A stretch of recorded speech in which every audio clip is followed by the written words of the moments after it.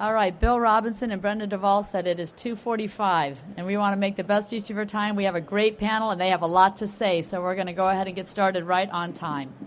My name is Tina Jordan. I'm the Vice President of Membership at AFCEA International, and it is my privilege to welcome you to the latest installment of the Women in Cyber panels, brought to you by Women in AFCEA and sponsored by Sienna and Walker and Associates. We're also excited to have local Girl Scouts with us here today. They're right over here. If you could raise your hands and wave. They're attending today's panel to learn about networking, to learn about women in cyber, and as part of their requirement for the Cybersecurity badge developed in partnership with the Girl Scouts and the Palo Alto networks. As part of AFCEA's support for continuing education, this session has been approved to earn CompTIA CEUs, GIAC CPEs, and Cert Nexus CECs. For specific information about approvals for sessions, check the mobile event app or the continuing education flyer.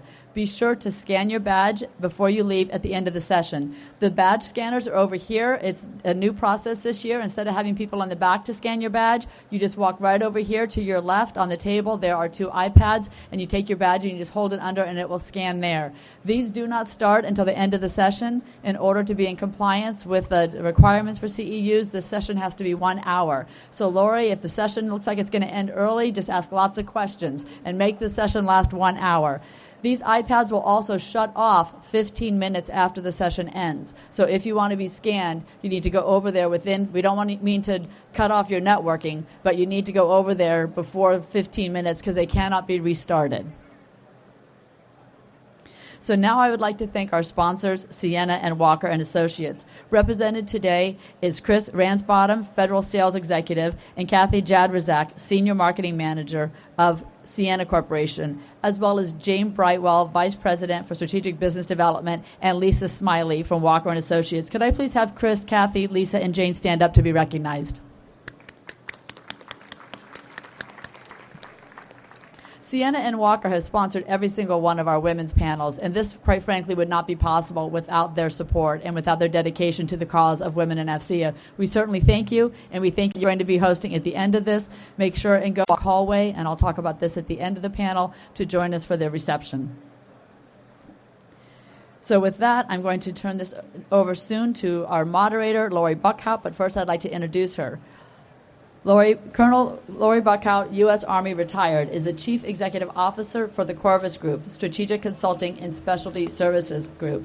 Lori served as an Army officer for 16 years in many capacities, including Company Commander, Battalion Executive Officer, Presidential Communications Officer, EA to the Commanding General of NETCOM, Deputy Brigade Commander of the 22nd Signal Brigade, Deputy Division Chief, J6 Current Operations Division on the Joint Staff, and the Chief of Army Electronic Warfare Division, the Army Staff. Lori was a member of the recent Defense Science Board Summer Study on 21st Century Electronic Warfare and has served on the advisory board member to the Student Veterans of America, the Guardian Angel Therapy Dogs, which I think is really cool, and several small businesses. Lori is an experienced operator and briefer at the international DoD, congressional, and presidential levels, and we are just thrilled to have Lori Buckhout moderating our panel today. So Lori, I'm going to turn it over to you, and you could go ahead and introduce your panelists, and thank you so much. Ms. Tina, thank you so much. Thanks to AFCEA for having us here today, and a special thanks and welcome to Lieutenant General Shea, my former boss in the J6, and Mr. Adam Nucci from the G357. So, sir, thank you. Thank you for attending. A special welcome today to the Girl Scouts. So I want you guys to know what you're in for. And we were talking about, all the ladies on this panel have been doing what we've been doing for more than a couple of years. I know we all look fabulous, but it's been more than a couple of years since we have been in this business. And some of us kind of broke through the glass ceiling in the 80s when you kind of walked in a man's suit and kind of acted like a man, because there's a lot of men everywhere doing most things. So just a minute ago, we were here and we were talking about shoes. And we were just saying how good it feels to be at the point in your career when you can be as girly as you want and talk about shoes, and then go be a CEO or a deputy assistant secretary or a PhD or anything else. So you can do it all. We're just here to tell you. All right, so I am not going to introduce this esteemed panel, but it is the most powerful panel with this entire TechNet conference, I think. So I'm going to turn this over to the ladies themselves. I've asked them to give a short introduction of who they are and why their current role is so relevant to cyber operations today. Just Miss Giselle, Dr. Giselle. All right. So it's always difficult to introduce yourself in 2 minutes or less and be as concise for the particular audience. Let me state my background: electrical engineer. So for our Girl Scouts here, and even now you might be the only female in a class. Don't let that discourage you. Continue on. And my role in this panel is to present the academic perspective and the challenges that we have with educating our workforce, educating our students, getting them a broad enough but yet specific education that they can support the needs of the community. I have worked in a number of different areas, from optical systems to decision support, and right now my purview is to look at strategy for the university and look at research initiatives as a whole. I am on the Army Science Board, so I'm very fortunate to be able to serve in that capacity and get a broader, very Army perspective of the challenges that we have. Thank you. Hi, good afternoon. I'm Diette Gray. I'm a president at CACI. I run our operations, so our 20,000 employees that provide solutions and expertise for the U.S. government, a lot for the Army, a lot for the DoD and intelligence community. I started in this industry as a software developer. Very early on, I wrote code, and then I got into management because I had enough bad managers that I decided I could go do it better, and turns out I did it pretty good. I was a good software developer, too, so I'm excited to be here today. My other second job, and the reason I'm also here, is I have the great pleasure of being the chairwoman of AFCEA International. So I helped work with this wonderful team to make sure to pull off things like this. I mostly support them and clap them and make sure industry continues to be involved in these great events. So that's my other second pleasure, and I look forward to the panel. Hi, I'm Nancy Kreidler. I am the new Cybersecurity Director of Army CIO G6. I'm 5 months into this job. My background is computer science and software engineering. I started off on punch cards, for all those who remember that. I am responsible for policy and oversight for cybersecurity, which is not to be confused with cyber operations. Go see Ron Pontius for that. Or cyberspace operations, in which case go see Adam Nucci for that. I'm responsible for ComSec and CryptoMod and IA training and the infamous RMF process. So I'll turn that over. So I think I might be one of the few liberal arts majors on this panel. But that's just, girls, that's just because I'm old. So I joined the Army in the early 80s to go see the world, and I found my passion. I became an intelligence officer in the 80s, retired after a 21-year career in the Army, and transitioned into systems interoperability as the Joint Staff's first J26, and that put me on a path where I became the Army's Intel CIO, where I left 2 years ago to come over to State Department and help them create a similar function inside of State Department. I have been acting now for 5 months beyond that job as the Acting Deputy Assistant Secretary for Intel Policy and Coordination. So basically what that means is we do all the coordination on every INT, to include how we coordinate cyber and cyber effects within the national foreign policy. So it's a fascinating job, but very different from my first 34 years, which was all inside of the Department of Defense. The foreign policy world is exciting, and we have lots of opportunities for great Girl Scouts when they grow up as well. Awesome. Okay. The Honorable Miss Annie, thank you. So I'd like to kick this off with a question to the Army CIO G6. and to SES Miss Nancy Kreidler and say, what do you think are the most important cybersecurity tasks or projects you are working on right now? So let me see. Back in June, Dr. Mark Esper had testified, and during his testimony, he talked about the Army undergoing a renaissance. And so with this standing up of Army Futures Command, I think that asks us to do two things. It asks us to do things differently, and it asks us to do different things. So I want to address both of those with regard to cybersecurity. So an example of doing things differently would be our cyber focusing on, instead of, in addition to perimeter security, focusing on endpoint management and security. They say endpoints are the new perimeter. So that would be an example of doing something different. Within our office, we are looking at different ways to do multi-factor authentication. So instead of having just a CAC card, to have a YubiKey USB token, a hard token, or to do an app like you do with your bank, to allow reserve soldiers and guards to have access to the network. So doing things differently. The RMF process. I don't know that there's a meeting that I've gone to since RMF came out, however many, 4 years ago, where people don't say how much they hate the process, how long it is, how protracted it is. We have done some streamlining, again aligned with Army Futures Command and supporting our warfighters.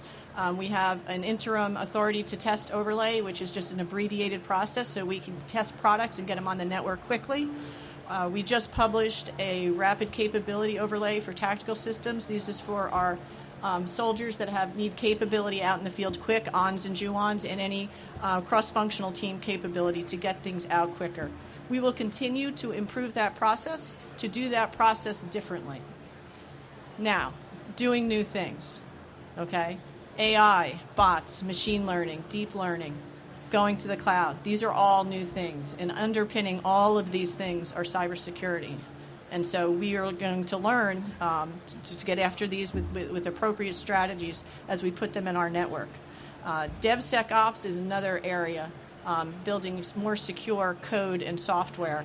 DoD just published the Enterprise DevSecOps architecture this week, and so we will be looking at that and the notion of writing code, checking it with security, being able to access your production network, and going for this continuous ATO that is elusive to everybody that we want to get to, is something that we're going to look at. Tied to all these things is a data strategy. If you heard the keynote Mr. Garcia talked about today, it's all about the data. Data is Army's strategic asset, and so we have to look at how we protect that data and share that data, and then aggregate that data for big data, for analytics and things like that. Thank you, ma'am. Awesome. So as we continue on some of the cybersecurity theme, Miss Diet, the human factor, probably one of the greatest unsolved issues in cybersecurity. People are going to do what people are going to do. Yep.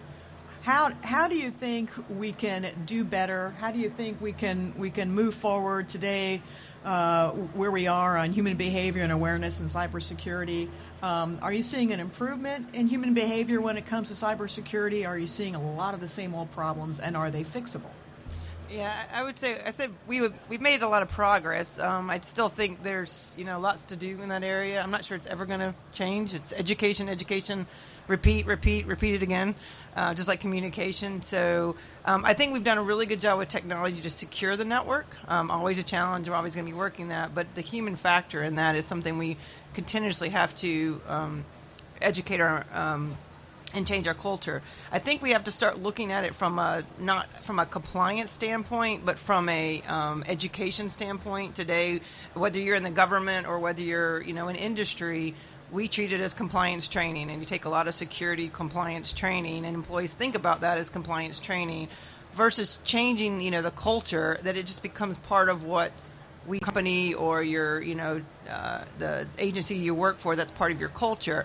I kind of go back to when, I'm not even sure when it started, but when ethics became really part of people's culture, and you approach that different. You didn't take compliance training. Maybe you started that way on ethics or integrity. Now that's actually embedded in, the culture of companies and the government. People talk about integrity and ethics in the way we operate. So I think security and our responsibility is that as humans is something we have to change. So I think if we change the way we approach the education part of it, instead of compliance, it's more of why you do this. You do this protect, whether it's your company's network or the government's network or your home network. Right. And it just becomes part of what you do all the time. People make mistakes. They click on that, app, and it's getting harder and harder to tell. I was actually in a meeting this week, and we were talking about, the emails you get, and they look just like a company email. And so it's really harder to tell. So people have to really, if you don't recognize it, don't click on it, and those types of things. But it will always be something we have to continue. But I think we have to change from compliance versus just our culture and changing that. So. I think the culture of this, the culture of everyone having their own phone, ubiquitous network capability, I think is making it better and worse. Yeah. Because you're aware of the security vulnerabilities of your phone. Most people are, and yet you're also aware how you can use something like this to do a lot of mischief. So, absolutely. I think that goes. So we are going to go from the human element to the element of ourselves as actors on the international stage, and we're going to go over to the Honorable Miss Annie. And Annie, I want to talk to you and get your thoughts on the most serious cyber threats to national security right now from the State Department point of view, and what do you think we're doing about them? So, obviously, 5G has become a big point of conversation on the national stage, but it's broader than just 5G. What we mean when we say 5G is of concern is that we are now in an era where technologically we are able to have Internet of Things connected in ways we've never had before.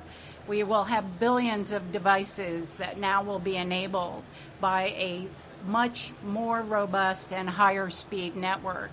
And there are concerns about the provisioning of 5G by nefarious actors.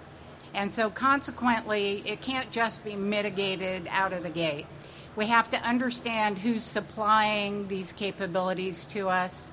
That goes both for government and commercial sector, as well as for independent entities like the Girl Scouts. We have to understand where our network is coming from, and we have to have sort of the good housekeeping level of seal that says that the second and third party vendor behind it has been verified and checked. Because these nefarious actors don't abide by U.S. laws. Laws in some other countries enable companies to provide your data back to other nation states for their own use. And so consequently, there's going to be a rather large effort to look at supply chain. The law just passed in December. There is an EO that just came out on supply chain security. We're going to have to look at whether we come up with a blacklist or a whitelist on who's providing us with capabilities.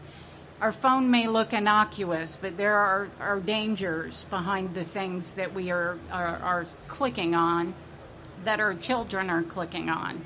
Additionally, the insider threat is also getting more sophisticated.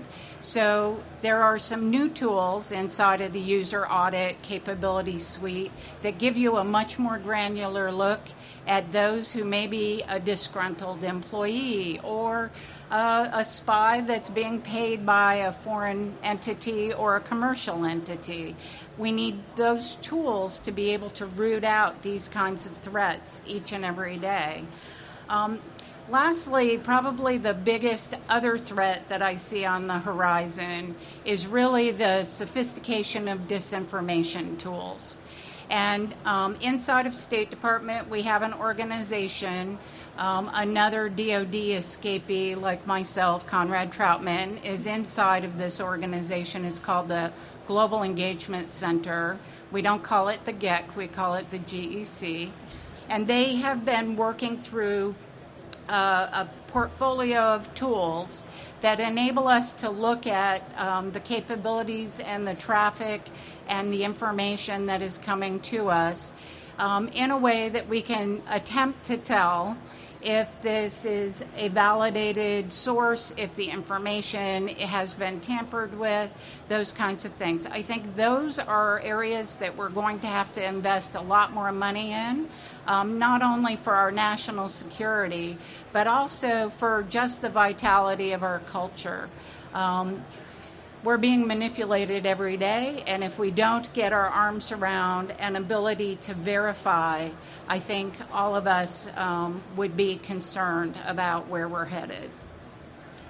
Thank you, Miss Annie. I think something that maybe surprised me a little bit in the post-election days were reading some of the reports and kind of leading up to it too about how other state actors were influencing our information environment, not necessarily, some of them, not to make the election go one way or the other, but simply to sow dissent and simply to make Americans find ways to hate one another and fight with one another. So, pretty disturbing stuff.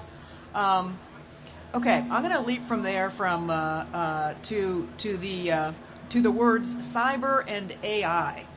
So I think AI might be becoming to the lexicon what cyber was about maybe 15 years ago. So about 15 years ago, if you wanted to get money for a project, you sprinkled cyber on it. So if you wanted to have your budget validated for the POM, it's got cyber in it, and everyone's like, ooh, and you'd get your money, and everybody's happy. Now I think that new thing is AI. So I'd like to ask Dr. Giselle about how AI and cyber fit together. I know it seems like a big, broad, crazy question, but I think she's well qualified to start to dig into it. Well, you really hit it on the button. AI is where cyber was many years ago, and if you look at both of them, you've got a couple of common themes, and we already heard some of those common themes in the questions prior to this one. So one is you have a lot of data. What are you going to do with this data? How are you going to confirm the integrity of the data? And how are you going to confirm, and how much data is enough to make AI useful? So you can see where cyber helps with the authenticity, with the securing of the data, whether it's coming from IoT devices, whether it's being generated from and synthesized to provide a training environment. No matter what the source is, you've got an authenticity challenge. The other piece with AI and how it fits into cyber is I think we've got an opportunity in the AI field to learn on what we did right and what we did wrong in growing cyber and being competent in it.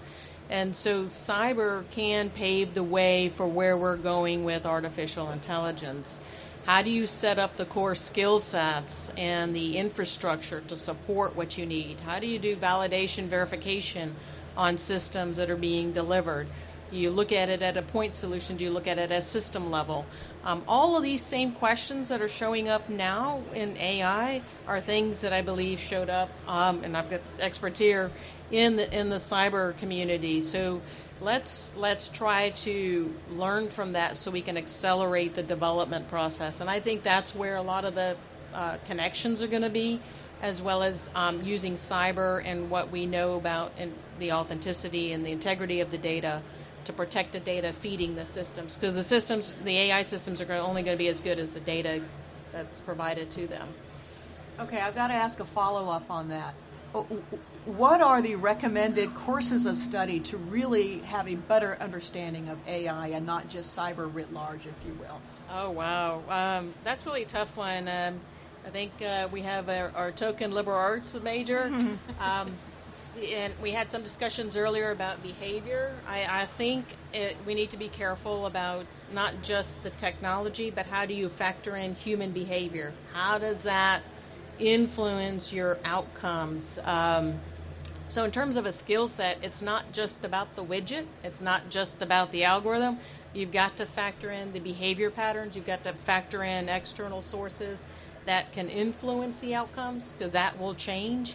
And our adversaries are already doing this. They're all in.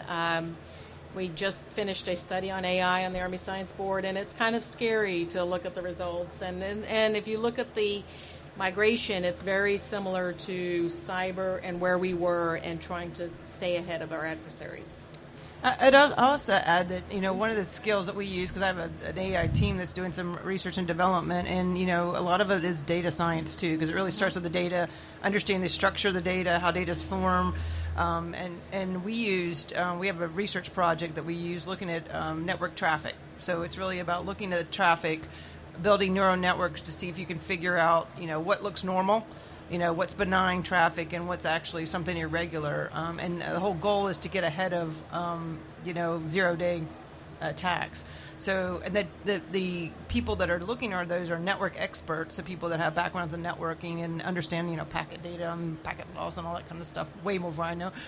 But then the data scientists, so the guys and gals that actually know how to take data apart and understand how it's structured. So that's a huge area of growth from an academic standpoint, and we could hire 1 million of them tomorrow. So that's just a great area to go into. So, okay. So Lori, could I please add to that? So I agree that data science is vitally important, and one of the things we did when I was still on Army staff is dedicate some time and energy to the creation of data scientists that we married up with both Intel professionals and cyber professionals. But chasing the data isn't the only answer. There is a wonderful book, and girls, I think you should look for it. It's called Fuzzies and Techies. And this book's premise is that while you can be as technical as possible, if you miss the social science context of what the data is telling you, you will miss the fight. And so consequently, I think we have to look at where our data scientists and our data science efforts fit within the context of the adversary and the social science that we are trying to work against. So I think it's a great book for this entire panel, but also for our young ladies, because social science is just as important in this argument. I think when you consider the elements of information warfare, irregular warfare, the different terms to talk about multidimensional operations, it's not just cyber, it's not just kinetics, it's not just this or that. I think we're seeing in terms of an education model, I think we're going back to the Renaissance woman. We had very strict ways. You have to be a person who does nothing but digits, or you're going to be a wild liberal arts major wearing tie-dye all day long. But I think there's something in the middle where we have to have a little bit more of a Renaissance approach if we're going to be reasonable adversaries to those. So thank you. I'd like to go back to Miss Nancy and talk about the Army. We've been having a lot of Army discussions, but the Army and cybersecurity, what would you like to see the Army do differently than it's doing now? So when I got into this job, I would have answered that one way, and 5 months later, I'm going to answer a different way. I actually think what I see in the Army is exactly what I would want to see in the Army. And that is when I look out into the audience, I don't see you as the audience, I see you as my teammates. And so, General Crawford and General Fogarty has been lockstep, CIO and G6, in our cyber, G357. The teamwork that I see, cybersecurity is a team sport. I mean, you cannot do this in a silo. We tried that, it didn't work. And so, working together as a team, and I tell my staff this, the team is based on trust. And as we go to big data and AI and we start sharing, we really have to work together to get after this problem. And so the teamwork that I see at the top, at the senior Army leadership, when your bosses are living, the teamwork model, it is really easy to institute that among your staffs, and then within the services, within our own Army. And so I truly believe that teamwork is the key, and I see it, and it's a great thing. The other thing with teamwork is you get diversity, and you do not want to sit in a room with 10 other people that think exactly like you. There is nothing more magical when somebody else sitting at the table that doesn't belong to your organization or doesn't belong to your immediate directorate comes up with an answer that no one else would have ever thought of because they come with a different perspective. So I think teamwork and diversity, I think I see that in the cybersecurity community. All right, Miss Nancy, I want to follow up. When we think of how the Army does business with, as an old Army staff officer, you see the Army does one thing one way, the Navy does one thing one way, and it's very much siloed because you have buckets of money and nobody wants to give anyone else money, so they all want to do things their own way. So when you talk about diversity and bringing a community together, what sort of creatures do you think that you're bringing into the Army space to help cross-culturally develop one another and come up with better solutions? So I will tell you just from the from my office. I mean, what I've done when I've gone out to speak in this position is say I'm not here to solve your problem. I'm here to support your solutions. And so every effort that we're working on, we have people from other offices working and people from the entire Army community. I mean, I have a weekly telephone call with the entire Army cybersecurity community and say, here I am. What do you want to talk about? And so as we go through things like updating Army policy, if there's a particular area that you're interested in, you come down to our office and you work on that policy. So what I'm trying to do is give everybody a seat at the table, because if you have a seat at the table and your voice is heard, you will have a vested interest in the outcome. And so that we're looking to do this. DoD CIO has just kind of redone itself. Mr. Deasy, Jack Wilmer is in there now as the cybersecurity director. We have bi-weekly CISO meetings. And so I still see stovepipes in some areas. The areas where DoD controls the money, not so stovepipes, because they're telling us what to do and we're following orders. But I can tell you from an Army headquarters perspective, I am really trying to bring in the whole entire community. So you have something you want to come work on, come see me. You want to come shadow me, come see me. I'm trying to open this office up to everybody because everybody has a stake in what we do. I think you have a lot of interested industry and academia folks here who definitely would love to play in that sandbox. I'm going to take this back to Honorable Miss Annie, because we were talking about elections and talking about state. We talked about foreign influence and everything. So we've got another election cycle coming up. What do you think state is doing to prevent interference in how America is going to think about that? So the answer to that is also teamwork. So fair and free elections are the hallmark of American democracy. And no one entity or organization within our government has total responsibility for this. But the intel community, Department of Homeland Security, state and local governments, State Department and its operations, and in the foreign policy world, all have a responsibility to ensure the American voters have confidence in the voting process and that their votes have been counted and heard. So there are efforts that are ongoing across the national community to ensure that DHS and the Cybersecurity Infrastructure Agency, CISA, are working with those federal, state, and local entities that are responsible for the security process. At the national level, inside of the IC, of course, they're doing their job. They're looking for the adversary each and every day, and election security is just one component of that. But all of this working in tandem is critical.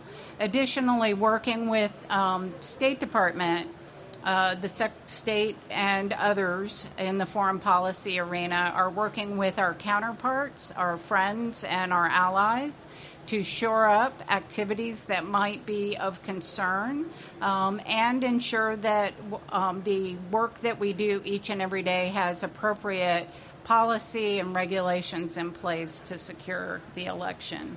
I think we are in a much better place this election cycle than the last one, and definitely the one prior to that. Okay, I'm going to ask you a question, and you may choose not to answer that. This was not prearranged, but I'm always fascinated. who do you think is most interested in playing with American hearts and minds right now, when it comes to media, when it comes to the internet, et cetera? Can you name a particular nation, or would you rather plead the fifth on that for a while? Well, I think there are a lot of entities that have an interest in trying to curry favor in their direction, and that some of those entities may not agree with one another even. And the only entity that really counts is each and every American citizen when they pull the lever. Okay, that's really good. I didn't even tee her up to say that. That's great. Wow. Okay, I'd like to come back to Dr. Giselle, and you mentioned that you had sat the Army Science Board on AI, so that got my interest piqued. What were the major findings that came out of that Army Science Board? All right, I'm going to try to go by memory versus pulling it up, but the initial finding, one of the key findings, is that our adversaries are all in, and that we need to be all in now. And so if we go back to comparing the cyber, the ramp-up time and coming up to speed, the time is now for us. The other piece relates back to data, and we heard a panel earlier before our panel, and data kept coming up, and there needs to be ownership of the data. There needs to be the curation of the data, and so that's one element that came up very clearly, because just like in the IoT realm, just like in past studies, who's going to own the data, who's going to control it, and then how do you come up with validation, verification. The other element that we recommended, it was more of a recommendation, is that we need to do experimentation. And I think that was mentioned in earlier about the need for experimentation. If we can't curate and if we can't synthesize data and we can't do experimentation, we really don't know how well we can deploy. So those are some of the findings. The study is public, and be happy to share because it's been voted on. Do you think, now this is a question again not vetted, but I'm curious to get your thoughts and see how deep you are in this area. Do you think the AI task force is making strides? Well, hopefully they're making strides that address that, but do you think that they're moving quickly enough, addressing the issues that need to be addressed, et cetera? So if we go back 15 years when cyber was first put together, the challenges with that ramp up, the same thing is occurring now. It's drinking from a fire hose. So the task force is moving along, and but it's overwhelming. It's a lot of activity in a very short period of time. Okay, thank you. So I'm going to move on to Ms. Diet from CACI. And we are a group of women up here who've been involved in cyber and IT and some technical capabilities, Intel, et cetera, for a while. So this is something that perhaps can help out the younger ladies in the crowd. So a career in IT and cyber. How did you end up in it? And because, I went the military route, Miss Annie went the military route, you went the academic route. How did you end up in this area, and what was your greatest challenge, do you think? So how did I end up in it? One, I always knew I only liked math and science, and I hated English, so that's pretty easy. I got through English, and I really didn't like to read too much. So I've always had a love for math and science and solving problems. So it's just, when I was in math class, I would do all the problems until I told you to go to every other one. They used to tell you to go odd and even with your homework. I was trying to get my homework done in class. So it's something I've always been passionate about. And science has always been figuring out how things work, why things do the things they do. So that was pretty easy for me. I actually didn't get into software until later, even though my dad was a software developer at the time. There were punch cards. I didn't actually use a punch card, but he did. But it was when software was just really, software development was very different. And so I took programming classes in college, Fortran, C++, and those types of things. But I didn't really know what you did with that. Because computer science at the time was electrical engineering, and I sure didn't want to work on a motherboard, So stumbled upon it later on. Somebody came and offered me a job and said, "Hey, have you ever taken any programming classes?" And I said, "Yeah, I took some." And he said, "I'd like to talk to you about a job." And so that was my first of jobs somebody came and offered me. Later on, I had multiple jobs that people came to me throughout my career. But it turns out I was a pretty good software developer. Going back, of course, that I love solving problems. And to me, writing code was just solving problems with math and logic, and so it was great for me to take. My first assignment was working with scientists who had different theories and mathematical calculations and writing code, so it spit some answer out at the end. So I was just fascinated with it. But I would tell you, if you're interested in anything math and science, there's lots of different degrees. You can get lots more degrees now than there were then in that area, and I would say go for it. If you have the foundation and some technical background, that you can do anything. You can run, a $5 billion company. You can build your own company. But a foundation in technology is just, and math and science, frankly, is just a fantastic thing. It gives you opportunities, and you can go in all kinds of different directions. I can tell you, I don't have a business degree, never took a business class. It's just math. If you can do your checkbook, well, not that you have a checkbook anymore, but if you can, it's to me it's math. So I mean, there's some terminology you got to learn in business, but just go find yourself a really good finance person and hook them beside you, and you can learn business. So now that's the finance part of business. Now making deals, closing deals, that's a whole different art. But if you have a foundation in in the math and science piece of it, then you can just go do anything, and there are always going to be opportunities for advancements in that area. So go for it. Okay, Miss Nancy, same question. How did you end up, and what do you think your greatest challenge was to get to where you are today? So I put a lot of deep thought in what I was going to do at college. I wanted a Porsche, and they were expensive. So I asked somebody, how do you make a lot of money? And they said, computer science or electrical engineering. And I picked computer science because at the time I was working at a shoe store, and I really liked working the cash register, and I could type really fast. And so I'm a computer science major. I was often the only girl in the class. I was a math minor. I took to it better than I took to English.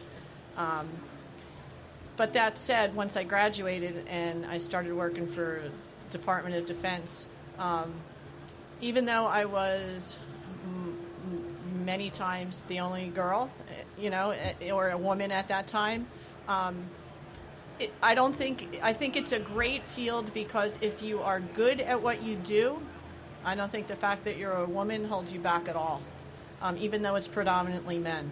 I've gone through my career through coding and test. I did GUI design, and then I ended up in cybersecurity 19 years ago. And I don't feel like I've ever been held back by my gender. And I think it's because for a lot of years I just put my head down and worked. And when you become the subject matter expert in your field, nothing holds you back. And so these days I see my stepdaughter, and she's a grammar school teacher. But the fact that she grew up in the IT age that we didn't, right? When we learn, people our age, we look at the instruction manual and we learn how to do things. The next generation, you're all wired in this way. There's so many things you can do with your talent in IT. I mean, it's unbelievable what's available to you now.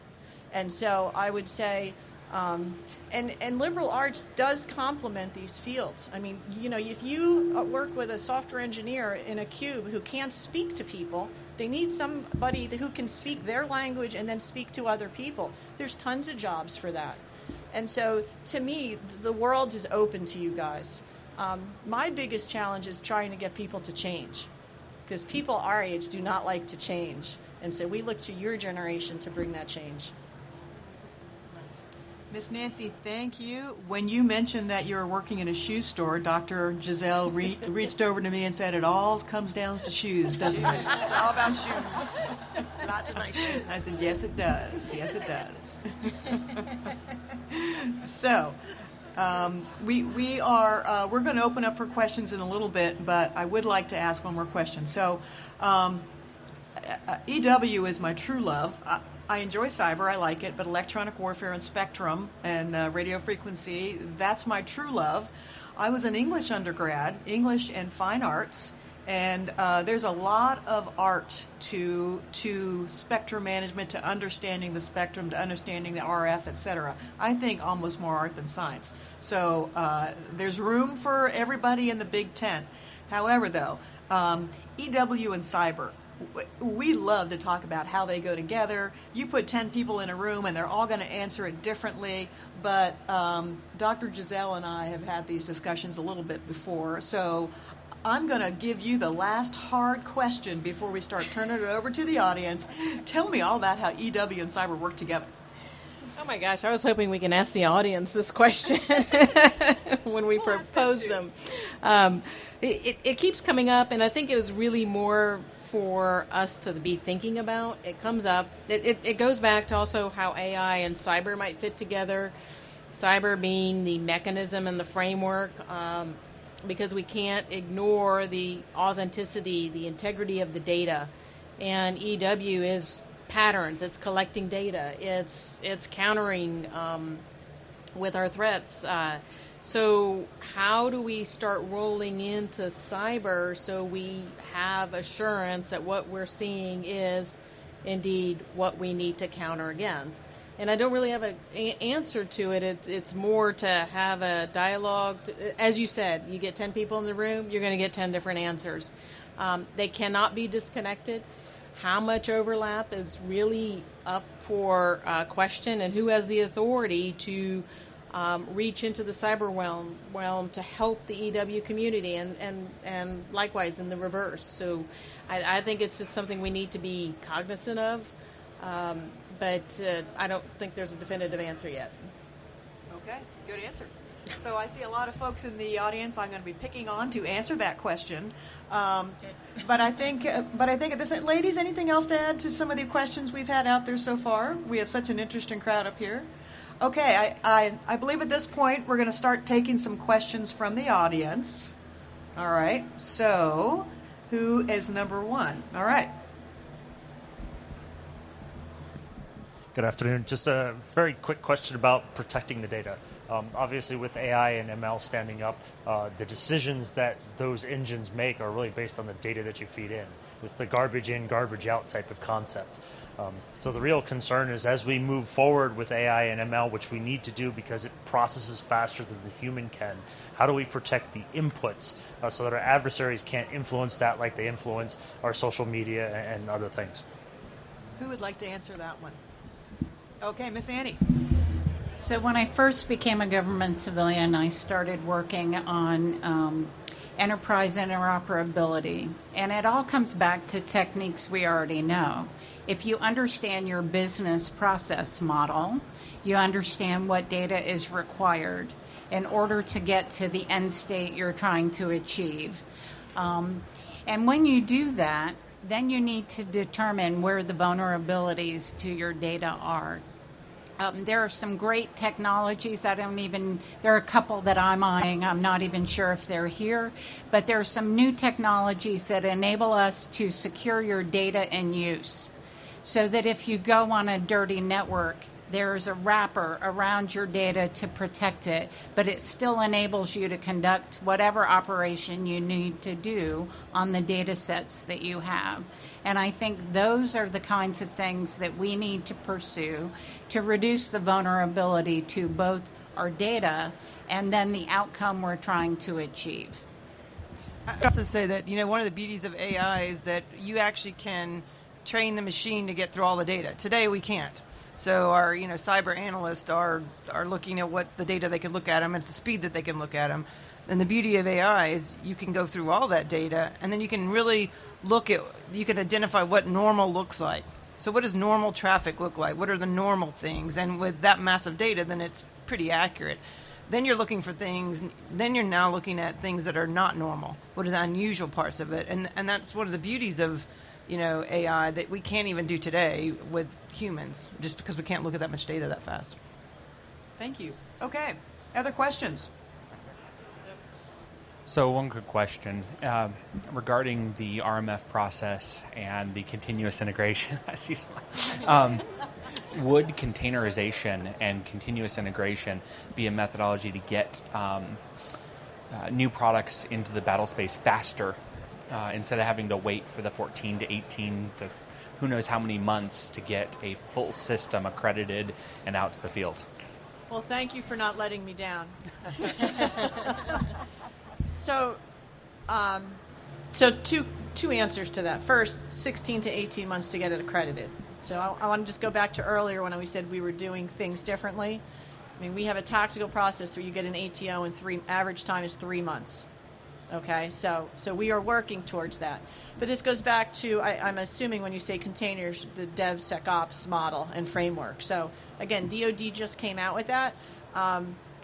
We have to find out where that makes sense to use and what's the most optimal places. Because again, owning your development environment, your security tools, and controlling your production environment, we don't necessarily have all those three things in place all the time. But somehow we're going to have to adapt the SecDevOps model to figure out a way to just build software better and build the security in as opposed to building it afterwards. And that's historically what we've done, and it hasn't worked. And so that's why, in part, the RMF process is so long, is because that's the first time we're discovering vulnerabilities in the software. It's probably not the right time. So I see your vision. I have that vision too. So just stay with me. But I can tell you, I mean, we're building software for different customers, armies, customers, and we're using DevSecOps. So when we're building applications, you built the security into the development process. So it's as simple as that software developers will build their code, and it's agile development, so you're doing increments of code. They put it through the RMF process, the security requirements, and they test the code just like they would test their code for user acceptance types work. So you build it part of your process, and you can get it gets accredited faster because you're basically continuously accrediting your system or your software, and it works really, really well. So I mean, it's just impressive how fast we can get secure code out, which really gives us to our end users, get them capabilities faster. So it's definitely it's a great. I think one of our challenges is that we work on requirements, right? And our requirements is you build X. We never said how you have to build X. And so we have to start getting into our contractual language, how to do DevSecOps. Okay. All right. So I had a question, and how do you see industry, academia, and government working together to prepare the next generation of the cyber force, civilian and military? Well, okay, I'll start. So I think that's actually a very good question because the academic environment is changing. The idea of a tailored degree program, and in order to do that and create that, it's going to be very important to understand what the workforce needs are, to be very adaptable in offering up that the requirements. So, for earlier we heard about a core getting a data science degree, and with the data science capability, you can move on into other areas. The retraining the workforce is going to be a very important piece to it, and understanding what the needs are and working together to make sure that those capabilities are offered up in a timely manner is going to be critical, and not any one entity working in a vacuum. So it's important for universities to reach out to to industry and governments. So that is actually being played out right now. Futures Command in Austin. If you go down there with industry, they have soldiers embedded with the universities standing next to engineers, and they call it the Soldier Development Program. So they're getting after just that, and this is again, doing new things. Yeah, I would say from an industry perspective, I mean, we have to work together. I mean, the reality in cyber is there's not enough, and we're frankly, in defense industry, we're competing with commercial industry on cyber because they have the same requirements, and so we have to work together to build that next generation. And there's multiple different ways, from training programs and things like that. But we have to do that.